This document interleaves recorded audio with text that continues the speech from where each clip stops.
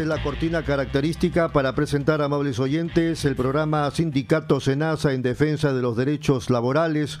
Nos acompaña el doctor Luis Huancapasa Condori. Él es abogado del sindicato. Vamos a hablar con él sobre la problemática laboral de los trabajadores a propósito de una última resolución del sexto juzgado laboral. Se vienen más despidos, cuidado, se vienen más despidos en estos días, al margen de los que ya han habido hace algunas semanas atrás, como 80 trabajadores despedidos, en otras palabras, 80 familias que han quedado en la orfandad. Y esto no ha pasado en otro sitio que no sea el Perú. Y también tenemos a don Augusto Rodríguez Favarato. Él es integrante del comité de lucha del sindicato del Senasa. Ha sido secretario general en el periodo 2008-2010, nos ha acompañado hace unos 15 días aquí a esta mesa de trabajo, pero hoy vamos a hablar de otros temas que están vinculados, por supuesto, a la situación de la ley Servir. Muy bien, vamos a empezar saludando al doctor Luis Huancapasa. ¿Cómo está, doctor Huancapasa? Tenga usted muy buenas tardes. Muy buenas tardes, señor Rodolfo Lara. Buenas tardes, compañero miembro del Sindicato de Trabajadores. En esta oportunidad agradecemos la invitación para desarrollar los temas referidos a la problemática laboral de los trabajadores CAS y locadores de servicio del SENASA. Muy bien, vamos a poner en contexto a los oyentes. El SENASA es el Servicio Nacional de Salud Alimentaria, que es una organización dependiente del Ministerio de Agricultura y que se encarga de Servicio Nacional de Sanidad Agraria. Servicio Nacional de Sanidad Agraria, y es una entidad que se preocupa de la inocuidad de los alimentos que consumimos los peruanos o todos los que estamos aquí en el Perú. Y también entiendo que se preocupa de que la alimentación que se produce acá vaya con todas las de la ley para su exportación. El SENASA es fundamental, por lo tanto. Y allá ustedes me están captando, me están entendiendo. El SENASA se encarga de las revisiones, de la supervisión, de hacer todo lo humanamente posible porque lo que nos metamos a la boca no nos haga ningún daño. Bueno, el SENASA existe desde hace muchos años, hay centenares de trabajadores. ¿Cuántos son en total a nivel nacional? Un promedio de 5.000 trabajadores. Un promedio de 5.000 trabajadores entre técnicos, empleados y funcionarios, etcétera, etcétera. Más o menos unos 5.000 trabajadores. Bueno, el problema con el sindicato es que hace algunas semanas han despedido a 80 y aparentemente podrían despedir a un monto parecido, a un número parecido de trabajadores. ¿Cuál es la razón, doctor Luis Huancapasa? Sí, muchas gracias. El tema tiene que ver con la problemática de los trabajadores contratados bajo el régimen de contrato administrativo de servicios que sale publicado el año 2008. Este contrato administrativo de servicios es creado por el Estado para cubrir los beneficios sociales, los derechos laborales de los trabajadores que antes eran contratados bajo locación de servicios. Como sabemos, históricamente el Estado durante mucho tiempo contrató bajo el régimen de locación de servicios, a pesar de que las normas legales establecían de que a un trabajador había que contratarlo bajo un régimen propio del Estado, como es el 276 o el 728. Sin embargo, el SENASA y muchas entidades del Estado históricamente fueron contratando bajo locación de servicios sin otorgarle CTS, gratificaciones, vacaciones, ni ningún beneficio social al trabajador. Que solo, si no me corrige, que solo se explicaría cuando es por un trabajo eventual. Así es, la locación de servicios es un contrato civil hecho para trabajadores o para servidores que brindan servicios temporales y sin subordinación. Es decir, un trabajador que va un día a arreglar una máquina, por ejemplo, y luego no viene en 15 días o no viene en un mes. ¿Eso dice la ley que creó el SENASA? ¿El CAS? No, el contrato de locación de servicios en principio es para cumplir ese tipo de funciones, es decir, un servidor que no está subordinado a un horario dentro del centro laboral. Por eso está establecido en la norma. Así es. Eso es clarísimo. Y sin embargo, el contrato CAS es un contrato intermedio que dice, bueno, vamos a otorgarle algunos beneficios sociales, vamos a otorgarle vacaciones, vamos a otorgarle un aguinaldo de 300 soles, que es lo que se otorga entre julio y diciembre. Y sin embargo no le reconoce otros derechos, que es lo que justamente es materia de cuestionamiento en la hora actual a nivel nacional, no solamente por los trabajadores del SENASA, sino de otros sectores de la entidad pública. Me refiero a que el contrato CAS o el contrato administrativo de servicios lo que permite es que los contratos temporales sean permanentes, es decir, pueden haber trabajadores que vienen brindando servicios 10 años e igual el empleador está facultado para despedirlo, cosa que no ocurre, por ejemplo, en el 276 o en el 728. ¿A quién se le ocurrió esa bendita idea? ¿De quién nació? ¿En qué gobierno? El año 2008, en el gobierno del presidente Alan García, sale publicado esta norma. Era ministro en ese momento el abogado Mario Pasco Cosmópolis, y con su grupo de asesores crean este régimen especial que al final lo que ha hecho es convalidar una situación de precariedad laboral, claro, porque no le concede todos los derechos laborales al trabajador. ¿Cuál era la razón primigenia? ¿Qué los motivó a crear esa ley? Porque supongo que no fue de mala fe. En realidad, yo diría que ha existido, digamos, 50-50, porque en principio el objetivo fundamental era reconocer los derechos fundamentales que se encuentran en la Constitución a los locadores de servicios.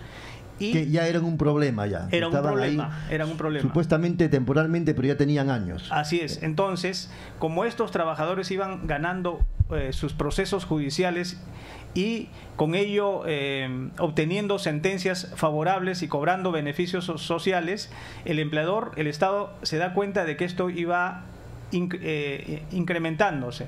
Entonces dice, mejor hay que evitar estos juicios y vamos a crear un régimen que les otorgue beneficios parciales, de tal manera que cuando el trabajador vaya al proceso judicial se le diga, no señor, a usted le corresponde este régimen, claro, que es el CAS, pero solamente le vamos a otorgar algunos beneficios. Claro. Sin ninguna estabilidad. Sin absolutamente ninguna estabilidad, que es el tema neurálgico de la problemática CAS. Esto entonces es política de Estado del gobierno de Alan García.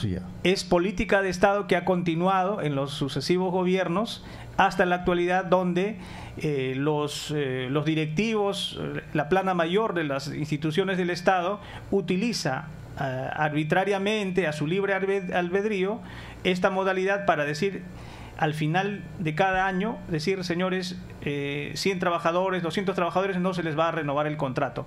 ¿Por qué? No tengo por qué justificarlo, porque la ley me lo permite. Claro. A pesar de que los convenios internacionales señalan de que hay que expresar una motivación para cesar a un trabajador. Es decir, en los regímenes constitucionales, en los convenios internacionales, se establece de que el cese de un trabajador, el despido de un trabajador, siempre debe ser con expresión de causa. Así lo dice el régimen 276, así lo dice el régimen 728 que se aplica en el sector público y privado, pero eso no dice en el régimen CAS, y es al amparo de este régimen que se viene violando sistemáticamente y masivamente los derechos laborales. Y uno de los afectados es justamente el SENASA, sus trabajadores. En el caso particular del SENASA hay un rasgo específico particular. ¿Por qué? Porque en este caso existen trabajadores que ya tienen 15 años, 10 años, 20 años bajo locación de servicios. Es decir, importante periodo en el cual el empleador no le reconoció ningún beneficio social y luego les contrata bajo régimen CAS y le dice, bueno señor, como usted tiene un régimen CAS de un año, no se le renueva el contrato y por lo tanto usted puede ser despedido en este momento sin el cobro de ningún tipo de beneficio social. Entonces eso es lo que se ha generado en estas últimas semanas y existe el riesgo inminente de que ocurra en los próximos meses, porque hay un concurso que han convocado en el mes de septiembre. Que es el pretexto para despedir trabajadores. Así es, que es la carta a través del cual se pretende legalizar el despido de los trabajadores que ya tienen años prestando servicios en la institución. Y sin embargo había habido una acta de la alta dirección del Ministerio de Agricultura y luego una decisión judicial que exigía que aguantasen eso. Así es, hay una situación específica que usted lo ha señalado, se refiere a que los trabajadores en ejercicio del derecho constitucional a la negociación colectiva y a la huelga, que son derechos reconocidos en el artículo 28 de la Constitución, en los convenios 87 y 98 de la OIT, inician un proceso de huelga. En el marco de ese proceso, la alta dirección del Ministerio de Agricultura firma un acta con el sindicato y se compromete a formar una mesa de diálogo para analizar la problemática de los trabajadores CAS, de los trabajadores locadores de servicios y tomar en consideración los años de servicios para impedir los despidos masivos. Se firma el documento con el viceministro de Agricultura, con el secretario general del Ministerio de Agricultura, dado que este es el órgano rector en materia agraria, claro, que tiene bajo su supervisión y control a los órganos descentralizados como el SENASA. El jefe del SENASA es un subordinado de ellos. El jefe del SENASA es una persona que en la jerarquía está por debajo del viceministro y del ministro de Agricultura. ¿Y qué pasó? Entonces, al amparo de la autonomía de gestión que la ley les concede, el SENASA incumple con este acuerdo. El SENASA dice: yo tengo autonomía técnica, tengo autonomía de gestión, tengo autonomía presupuestal y por lo tanto no voy a acatar con este acuerdo. ¿Y eso es legalmente cierto? Es parcialmente cierto porque la política general del problema de la agricultura en nuestro país es diseñada, es establecida por el Ministerio de Agricultura, que es el órgano rector, y cuando hay problemas transversales como los que hemos referidos a temas de reestructuración, debido a que hay problemas con el personal, el Ministerio de Agricultura tiene injerencia, porque así lo establece su reglamento de organización de funciones. Entonces, no es que el SENASA y los órganos descentralizados sean órganos autárquicos que no tengan ningún nivel de supervisión. Claro, no son una isla. Así es. Entonces debe existir un nivel de coordinación y en algunos casos nivel de subordinación para diseñar las políticas que tienen que ver con el problema del agro en el país. Muy bien. En ese contexto, entonces, ustedes recurren al Poder Judicial y presentan un recurso. Nosotros, ante este sistemático incumplimiento, ante este desacato, nosotros acudimos al sexto juzgado laboral, quien en primera instancia nos concede una medida cautelar preventiva, exigiéndole al SENASA a que cumpla con el acta y exigiéndole que suspenda los despidos masivos y suspenda este concurso hasta que no se establezca una mesa en el cual se traten los temas con los trabajadores, con el sindicato y con las diversas jefaturas. Esa resolución le llega al jefe del SENASA.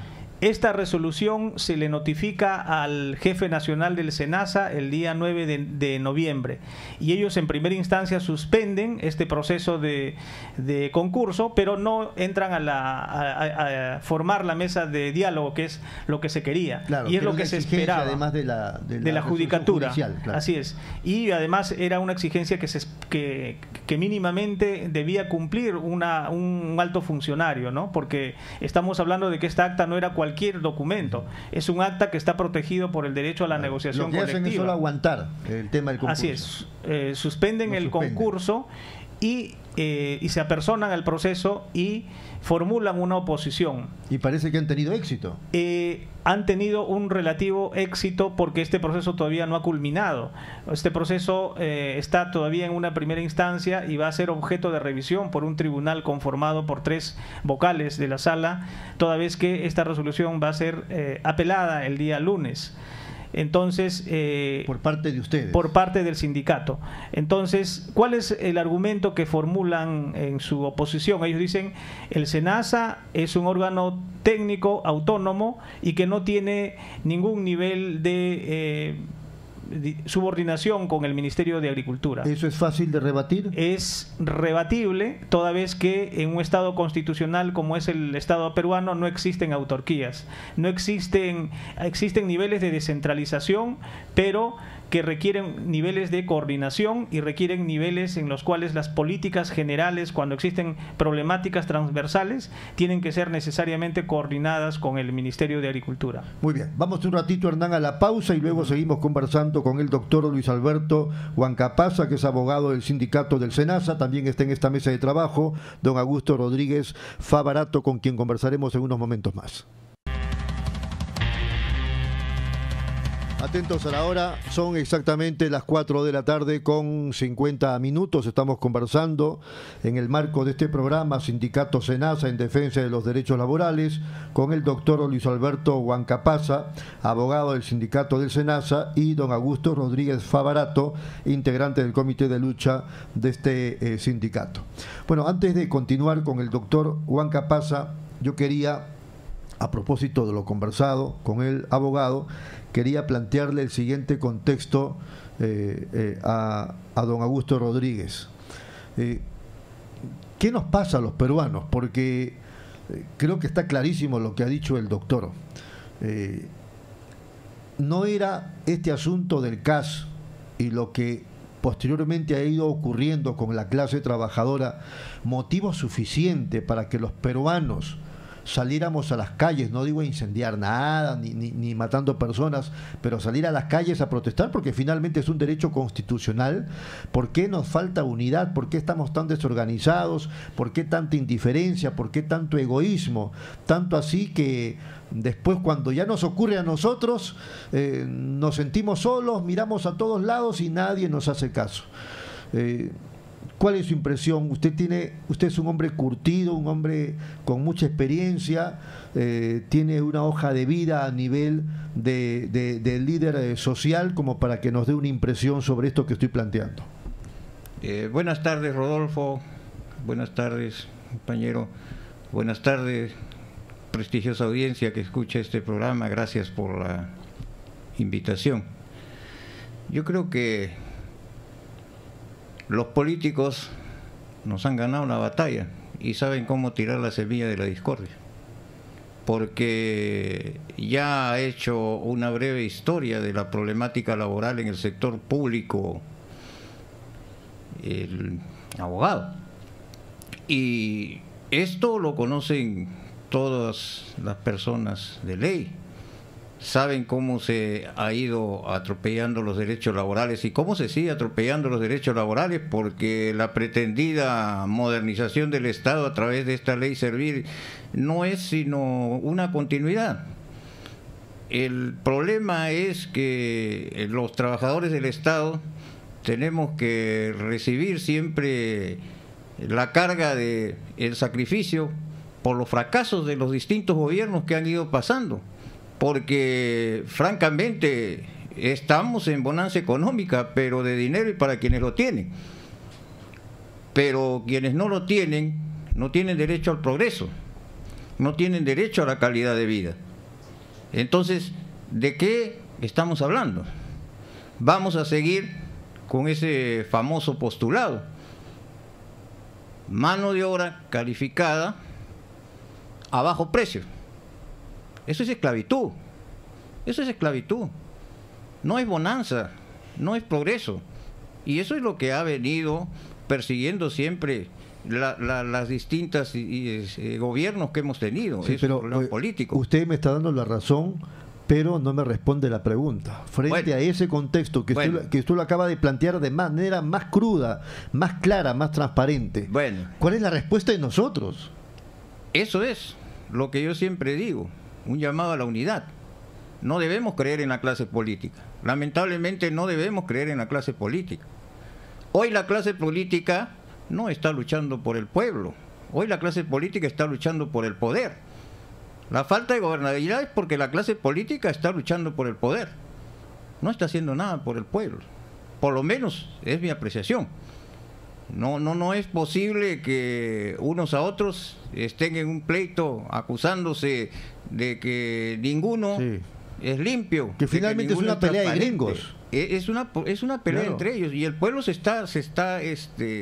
no está beneficiado con esto. El pueblo cada vez más se está deteriorando la situación económica y nosotros estamos pagando los platos rotos. Entonces es hora ya de que los peruanos nos unamos. ¿Cuál es el problema? ¿Es mucho egoísmo entre nosotros? Bueno, poco amor propio, nuestra estima está muy baja, cada uno quiere ser el papá de todo, no hay capacidad de desprendimiento o no hay liderazgos finalmente? Bueno, es la cultura moral que nos está dejando la clase política. Si eres honesto, si eres recto, nunca vas a llegar a hacer nada.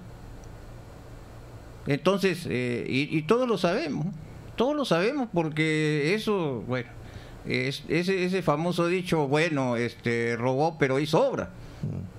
O el famoso dicho, a este sector tengo que pagarle más porque si no van a ser coimeados. Esas son frases que se han escuchado y que lamentablemente ahora han llegado a cundir fuerte en la sociedad peruana.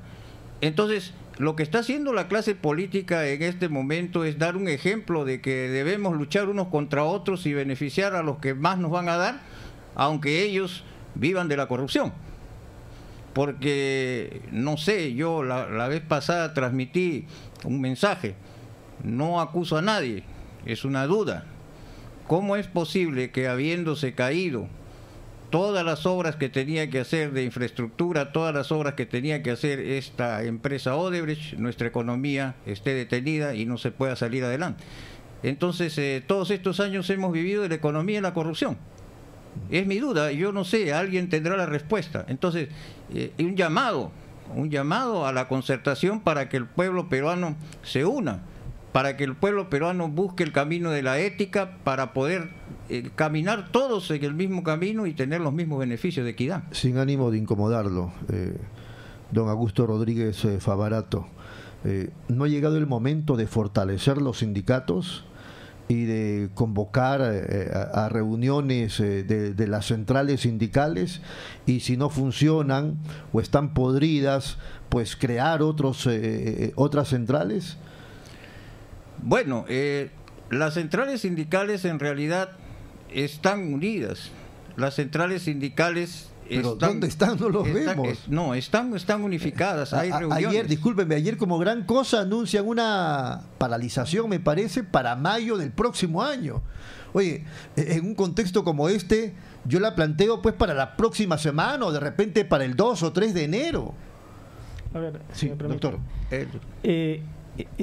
Yo creo que hay un tema que no se puede ocultar, el sol no se puede ocultar con un dedo, porque hay una crisis del sindicalismo. O sea, eso no significa que estemos en contra del sindicalismo, más bien todo lo contrario. Nosotros consideramos de que tiene que haber un sindicato moderno, un sindicato propositivo, que levante un programa desde los trabajadores para el país. Así como los empresarios, por ejemplo, con toda legitimidad, por cierto, lanzan sus programas en sus famosas conferencias anuales de empresarios, los famosos CADE. Nosotros nos preguntamos por qué los sindicatos, los grandes sindicatos en nuestro país, como la CGTP o la CUT u otros, ¿por qué no lanzan un CADE pero a nivel de los trabajadores y formulan alternativas, por ejemplo, desde el ángulo del SENASA, sobre la problemática alimentaria en nuestro país, sobre cómo se tiene que proteger nuestras tierras, sobre cómo se tienen que formular políticas para nuestros productos y que no se lleven nuestro material genético, como ocurre, por ejemplo, cuando vienen empresas y se llevan, por ejemplo, nuestra maca, se llevan la kiwicha y luego la industrializan y luego nos la venden a precios caros. Entonces, definitivamente hay una crisis a nivel del sindicato, a nivel del sindicalismo en nuestro país, que amerita, yo sí creo, estoy convencido, una reestructuración. Y una reestructuración que tiene que ver con el hecho de que se tiene que dar una mayor participación a los jóvenes, ¿no? Porque nosotros constatamos que hay un sindicalismo que ha cumplido un ciclo importante, ¿no? Un ciclo que llegó a su pico, si se quiere, en la década de los 70. Con los grandes paros nacionales, con políticas que llevaron e hicieron retroceder a las políticas neoliberales que ya se avisoraban a nivel de a inicios de los 80. Pero después de esas grandes jornadas, el sindicato en general, en el sector público y en el sector privado, no ha cumplido grandes jornadas. No tiene ideas, no tiene programa. Y es ahí donde se tiene que trabajar, en formular un programa y convocar a nuevos líderes, jóvenes, que tienen que cuestionar a las dirigencias tradicionales y levantar programas nuevos, acordes con los nuevos tiempos, que tienen que ver con los procesos de globalización, que tienen que ver con que las grandes demandas tienen que ser diseñadas a nivel ya no solamente nacional, sino a nivel regional, a nivel global. Muy bien, nos tenemos que ir a la pausa, después viene la palabra de don Augusto Rodríguez. Yo estoy de acuerdo con ellos, pero yo incluso voy un poco más allá, quizá, y en la pausa lo dirán, quizá en eso sí discrepen totalmente de quien habla. Yo apenas soy un conductor, ellos son los entrevistados. Creo que en ese contexto que ellos plantean ha llegado el momento de que los sindicatos participen en política. Nos han venido todos estos años con el San Benito de que el sindicato no puede politizarse, el sindicato solamente tiene que preocuparse del tema laboral, más nada. Y yo me pregunto por qué. Pausa, volvemos. Muy bien, atentos a la hora, son las 5 de la tarde con 4 minutos. Tiene la pelota en su cancha don Augusto Rodríguez Favarato a propósito de estos temas que nos parecen importantes. Don Augusto. Sí, es correcto. Los movimientos sindicales han perdido fortaleza, han perdido presencia, pero eso no quiere decir que sean politizados hacia tal o cual modelo político. Los sindicatos deben ser instituciones autónomas y deben respetar derechos. El problema es que sí, hemos tenido reuniones, hay grandes unidades sindicales como el NACE, la CGTP, la CUT y otras. El problema es que nosotros no somos organismos que promovemos la violencia. Y si ustedes buscan en la historia, nunca un sindicato promovió la violencia, a pesar de que fue obligado. Entonces, nosotros siempre buscamos la concertación y estamos trabajando. El problema es que nunca somos escuchados. Nunca somos escuchados. El problema es la clase política, el problema no es el trabajador, el problema es la clase política, el problema es la sociedad misma. Una sociedad que, no sé, está acostumbrada a vivir de una manera bajo el zapato de quien nos gobierna. De una manera mendicante. Claro, de una manera, y bueno, porque yo me beneficio con tal o cual candidato, porque tengo que apoyarlo, y tal o cual candidato porque me voy a beneficiar con el apoyo de tal o cual sindicato, voy y hago promesas electoreras, y bueno, esas son las cosas. Y firman actas. Sí, firman actas. Entonces, es tiempo ya de que se medite por ambos lados, por la clase política y por parte de los sindicatos también. Por eso yo la vez pasada llamaba a la concertación a la clase política y también a la clase sindical. Yo me referí en que todo extremo es malo, no puede haber una posición de los gobernantes extremistas, pero tampoco puede haber una posición de los sindicatos de manera extrema. Entonces ahí la solución no solamente la tienen los movimientos sindicales, la solución también la tiene la clase política, que tiene que llamar a la concertación, tiene que venir a la concertación.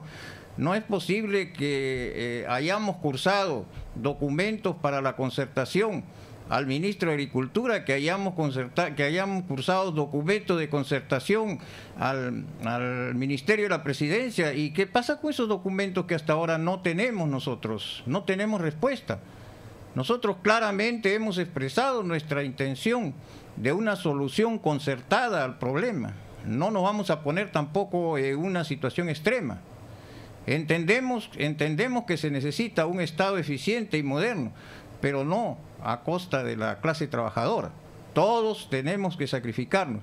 Entonces sí, yo estoy de acuerdo que debe haber una mayor participación sindical, pero ya no depende pues tanto de las organizaciones sindicales, depende también de la clase política que no esté llamando terrorista a los luchadores sociales, ¿no? ¿Y usted cree que a la clase política le interese eso? Bueno, a río revuelto ganancia de pescadores, dicen, ¿no? Doctor. Sí, evidentemente el problema, desde mi punto de vista, no es un problema de gobiernos. El problema es un problema de Estado, porque estamos hablando del fracaso de sucesivos gobiernos que han aplicado una misma política económica y una misma política laboral. Una política económica que favorece a las grandes inversiones de las transnacionales en desmedro de los derechos del ciudadano de a pie. Y en materia laboral, una política que incentiva esto que históricamente nosotros y los historiadores han llamado la política del cholo barato. Claro. Es decir... Y eso sí se respeta. Así es. Y lo retuercen peor todavía, más. Cada periodo más. Y entonces cada cierto tiempo surgen intelectuales, entre comillas, que dicen, para que vengan las inversiones hay que reducir los costos laborales. Es decir, hay que recortarle los derechos laborales. Entonces... Cuando la política laboral moderna nos dice para que vengan inversiones y para que se incremente la productividad, hay que mejorar las condiciones laborales, hay que mejorar la capacitación, hay que mejorar la educación. ¿Para qué? Para que exista mano de obra calificada que a su vez permita que las inversiones paguen mejor a los trabajadores, porque estos trabajadores van a producir valor agregado, productos con valor agregado en todos los niveles de la producción, desde la agricultura, la industria y los servicios. Entonces, ¿pero cuál es la política del Estado peruano en los últimos 50 años? Es decir, dicen, no, vamos a reducir los costos laborales y por esa vía de la reducción de los costos laborales se van a crear incentivos para la inversión privada. Y han caído en un dogma que nos está conduciendo a la pobreza, a un círculo vicioso de ir reduciendo los derechos laborales, ir reduciendo la capacidad de producir valor agregado y condenando a la pobreza al trabajador de todos los sectores de nuestra economía. Entonces, ese es el drama. El drama es que no es un problema de gobierno, es un problema de Estado. Es un Estado que va a cumplir 200 años. Muchos están hoy día hablando muy alegremente acerca de la celebración de 200 años de República. Y yo digo, ¿qué cosa vamos a celebrar en 200 años de República? Que después de la independencia, décadas después, continúe el esclavismo en nuestro país. Que después, 100 años después, recién se hizo la reforma agraria, cuando en otros países hacía 100 años atrás ya se había cumplido con entregarle la tierra a los que la trabajan.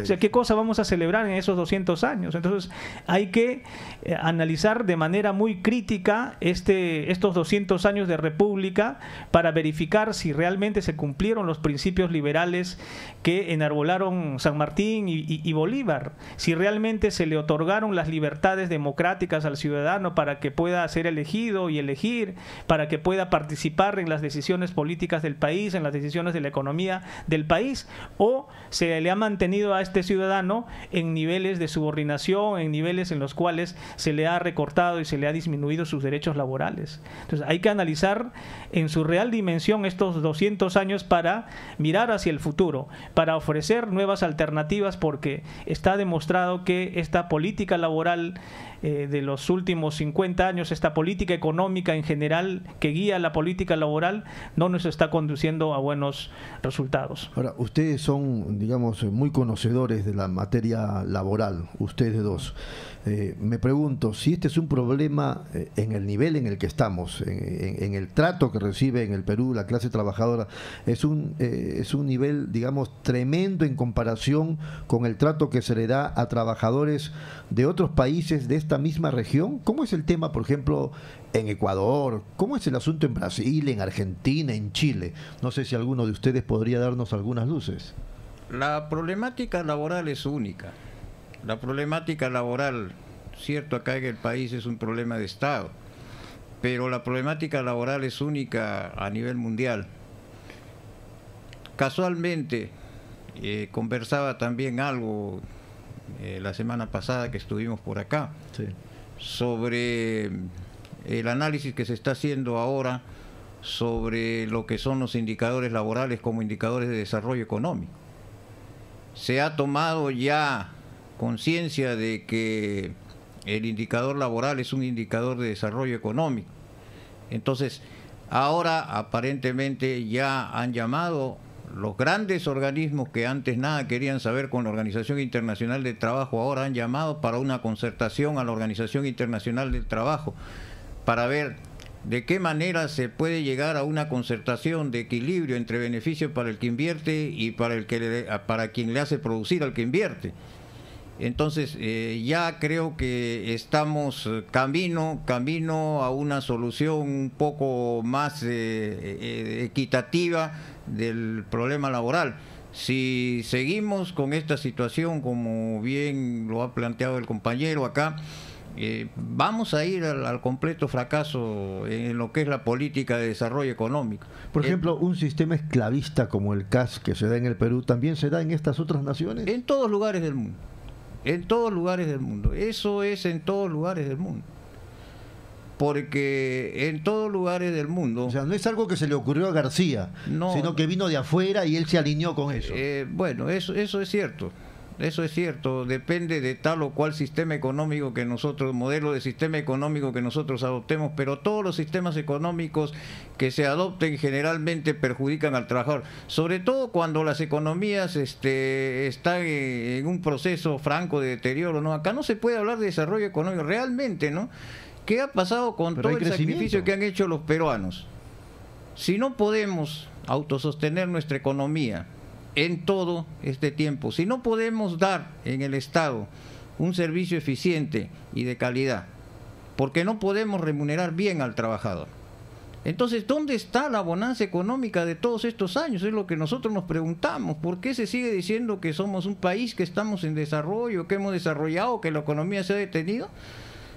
Para mí, honestamente, no encuentro respuesta a esa pregunta. Por eso la clase política tiene que reflexionar un poco, tiene que reflexionar, escuchar el llamado de concertación que se le hace, escuchar el llamado de concertación a esa clase política que necesita establecer en el indicador laboral un indicador de desarrollo y no un indicador de deterioro, ¿no? Claro. Doctor. Sí, lo que yo encuentro es que hay a nivel regional una situación similar a la que se da en el Perú, porque somos países cuya estructura económica es muy similar. En general somos países exportadores de materia prima, ¿no? Venezuela exporta petróleo, el Perú exporta minerales, cobre, Colombia igual exportador de materia prima. Entonces por la ruta de convertirnos en un país monoproductor y exportador básicamente de materia sin valor agregado, no estamos yendo por buen camino. Entonces, por esa ruta es donde se produce o se aplica esta teoría de la reducción de los costos laborales para mejorar la competitividad. Cosa muy distinta a lo que ocurre en los países que recientemente han obtenido en las últimas décadas el desarrollo económico. Estamos hablando de países como, por ejemplo, Singapur, estamos hablando de los países del Asia, que en los últimos años han obtenido el desarrollo económico debido a que el Estado invirtió en educación, mejoró las condiciones laborales de los trabajadores. ¿Puede darnos algunas luces de cómo se trata, por ejemplo, en Singapur a los trabajadores? Algunas luces. En general, en Europa y en los países que en los últimos años han invertido en el factor humano, estos estados tienen una regla uniforme, que es que han invertido en educación.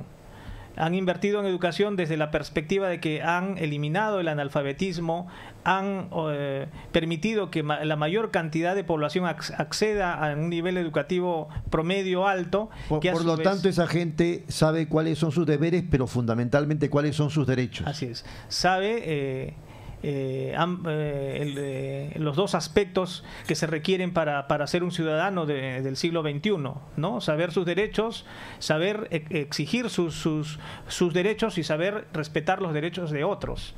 Entonces, pero además tienen conocimiento de cómo se mejora la producción. Claro. Entonces, de esta manera, el inversionista extranjero dice, bueno, a este ciudadano se le tiene que pagar bien porque es un ciudadano capacitado y está produciendo valor agregado. O sea, no solamente está explotando un mineral, está extrayendo un mineral, sino que está haciendo que este mineral sea usado, por ejemplo, en la elaboración de máquinas, por ejemplo, ¿no? De electrodomésticos. Un metal que puede costar, digamos, $10 el kilo, que se exporta al extranjero. Si a este metal nosotros le damos el valor agregado y lo convertimos en un electrodoméstico, ya no va a costar $10, puede costar $50, $100. El valor agregado precisamente está en esos $250 adicionales que finalmente van a ir a retribuir a la economía nacional y a mejorar las condiciones de vida del país. Entonces, pero esa es la lógica que no existe en nuestro estado. O sea, en nuestro estado la lógica es no, hay que continuar con los procesos de inversión en las grandes inversiones mineras, ¿no? Pero valor agregado cero. Entonces no hay preocupación por mejorar la investigación en la universidad pública, en la universidad privada, y no hay el menor interés por mejorar la situación a nivel de la educación básica en la primaria y en la secundaria. De tal manera que el ciudadano, el niño que acaba el colegio, por ejemplo, hoy día no está capacitado para ningún oficio, porque tiene que pasar por años para postular a la universidad. Hoy día un niño que acaba la primaria no está en condiciones, por ejemplo, de resolver las 4 operaciones básicas en matemáticas. Entonces, cosa distinta ha ocurrido en estos países que en los últimos años han obtenido el desarrollo económico y han obtenido la mejora de las condiciones de vida de sus trabajadores. Ahora, la pregunta es si esto es a partir de que no tienen una buena visión la clase política o es adrede. Vamos a la pausa y regresamos en la última parte del programa. Son las 5 de la tarde con 21 minutos, 5 con 21. Vamos a cederle la palabra a don Augusto Rodríguez Favarato. Cuando aquí desde la conducción hemos pretendido un poco mover a los sindicatos y criticarlos por el hecho de que no salen, es a partir de una simple lógica con la que seguramente don Augusto no comparte, pero yo no creo en la buena fe de la clase política. No, yo pienso que todo lo malo que pasa contra, por ejemplo, la clase trabajadora es a propósito, es parte de un plan. Yo parto de eso. Entonces, a partir de eso, ¿qué les voy a pedir yo? Conciliación. Yo no puedo conciliar con esa gente. Esa gente no quiere al país. No solo no quiere a la clase trabajadora, no le importa el país. Y esta clase política está más vinculada a servir a los poderes fácticos. ¿Ah? Entonces yo decía, ¿cuántos son los de la clase política? Vamos a suponer que son algunos miles. Los trabajadores somos millones, digo yo.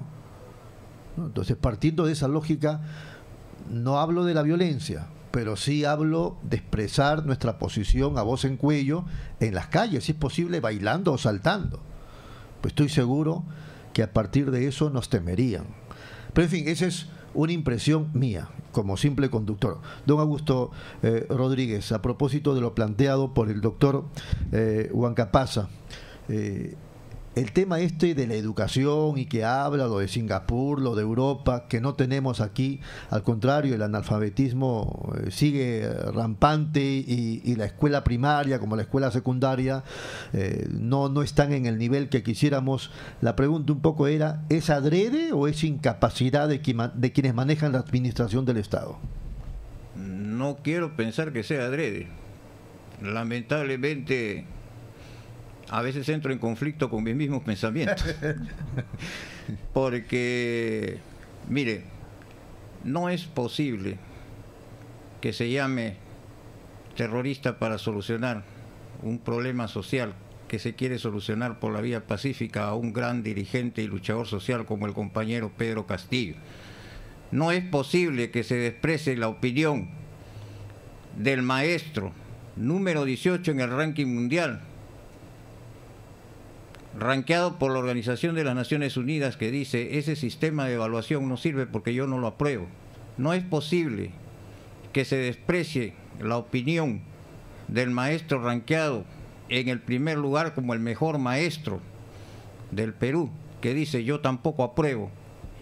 No es posible considerar que ambos han dicho: estamos haciendo huelga, y que no se tome en cuenta su opinión y simplemente se diga que los señores que reclaman justicia están haciendo terrorismo.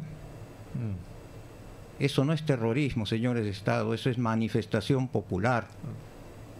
Hay un pueblo que le tiene miedo a la represión, hay un pueblo que cuida su vida, hay un pueblo que tiene que permanecer callado, hay un pueblo que se siente amenazado si sale a las calles.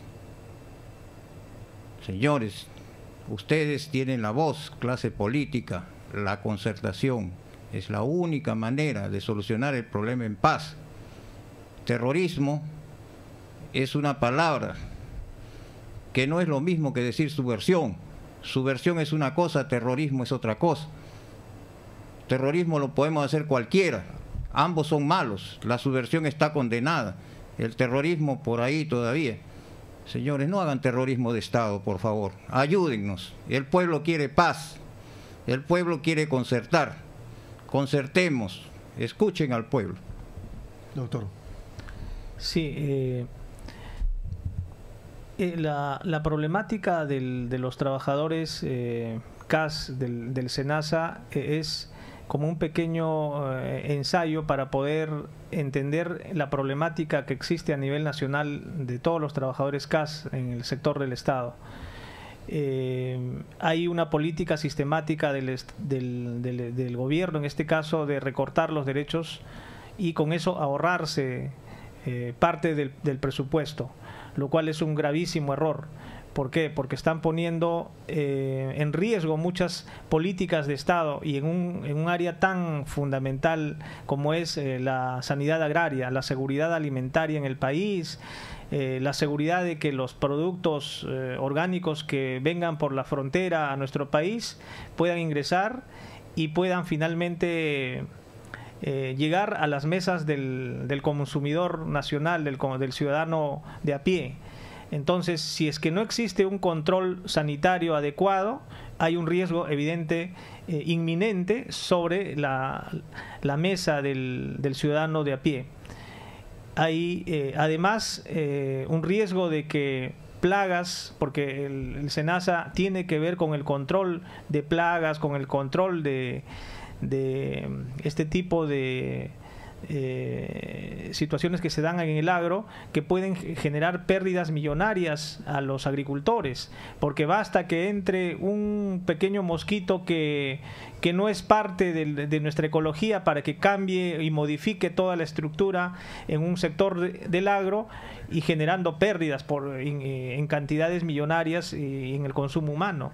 Entonces hay que tomar las cosas con mucha seriedad, hay que analizar con mucha cautela esta situación, porque esta afectación en los derechos laborales va a repercutir en cómo se están ejecutando, cómo se están llevando a cabo estos servicios tan importantes para el país.